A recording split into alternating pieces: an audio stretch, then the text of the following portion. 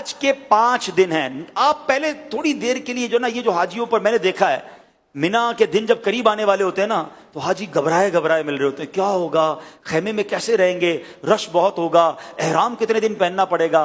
حج کے دن قریب آئیں تو ٹینشن میں نہیں خوشی میں اضافہ ہونا چاہیے. سب سے پہلی بات, بہت بڑا ٹینشن ریلیز آپ کا یہ کر دیتا ہوں کہ احرام آپ نے 5 دن نہیں صرف 2.25 دن باندھنا ہے.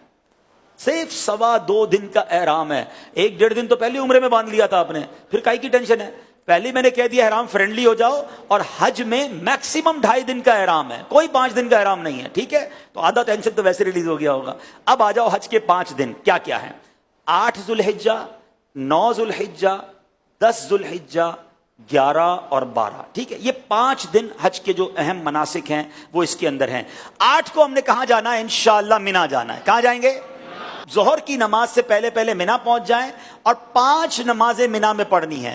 ظہر, عصر, مغرب, عشاء اور فجر. فجر پڑھیں گے وہ کون سا دن ہو جائے گا؟ ویری گڈ, کون سا دن ہو جائے گا؟ 9 کا دن. 8 کی ظہر سے لے کر 9 کی فجر تک ہم نے مینا میں رہنا ہے. 5 نمازیں پڑھنا مینا میں سنت ہے. اب 9 کی فجر کے بعد یاد رکھیے گا, حج کا crucial day, most important day of Hajj, جس کو وقوف عرفہ اور جس کو یہ کہیں کہ وہ رکن اعظم ہے حج کا, اس کے بغیر حج ہی نہیں ہو سکتا, اور وہ ہے عرفات کا دن. اور اب یہ دن آ گیا ہے 9 ذوالحجہ, یہ یوم عرفہ کہلاتا ہے.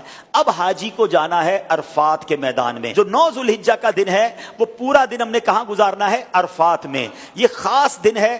جیسے ہی ظہر کا وقت شروع ہوگا, سبحان اللہ, ظہر کا وقت شروع ہوا اور جتنے لوگ وہاں پر عرفات میں موجود ہیں احرام کی نیت کے ساتھ, وہ سارے کے سارے حاجی ہو گئے. ہاں, ایک لمحہ بھی کسی نے ظہر کا وقت شروع ہونے کے بعد سے لے کر اگلے دن صبح صادق سے پہلے عرفات میں گزار لیا, وہ حاجی ہو گیا. ہاں, لیکن جو صبح چلا گیا ہے یا ظہر کے وقت سے پہلے گیا یا ظہر کے بعد بھی گیا, وہ غروب آفتاب سے پہلے باہر نہیں نکل سکتا.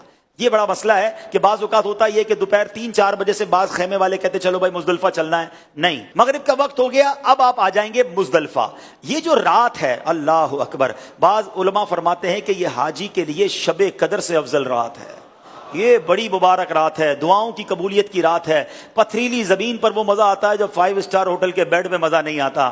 اللہ کی رضا کے لیے لوگ زمین پر پڑے ہوئے ہوتے ہیں. تو بہرحال یہ رات وہاں گزاریں گے.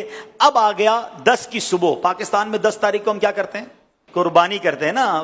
حج کا دن ہوتا ہے, عید کا دن ہوتا ہے نا, آج ہی بڑی زبردست عید مناتا ہے. 10 تاریخ کو پہلا کام ہم نے کرنا ہے کہ ہم نے رمی کرنی ہے, ہم نے شیطان کو کنکریاں مارنی ہیں, اس کے بعد قربانی کرنی ہے, اس کے بعد حلق کرنا ہے. یہ 3 کاموں کی ترتیب یاد رکھیے گا. پہلے کیا کرنی ہے؟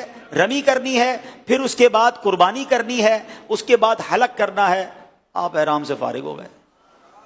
ہاں, احرام تو پورا ہو گیا. ابھی تو 10 تاریخ کی صبح ہی ہوئی ہے, دوپہر ہو جائے گی زیادہ سے زیادہ. 2.5 دن میں آپ احرام سے فارغ. صرف ایک پابندی باقی ہے جو مرد و عورت کے معاملات ہیں, باقی یو آر فری ناؤ. اب اس کے بعد طواف الزیارہ کر لیں تو وہ پابندی بھی ختم ہو جائے گی.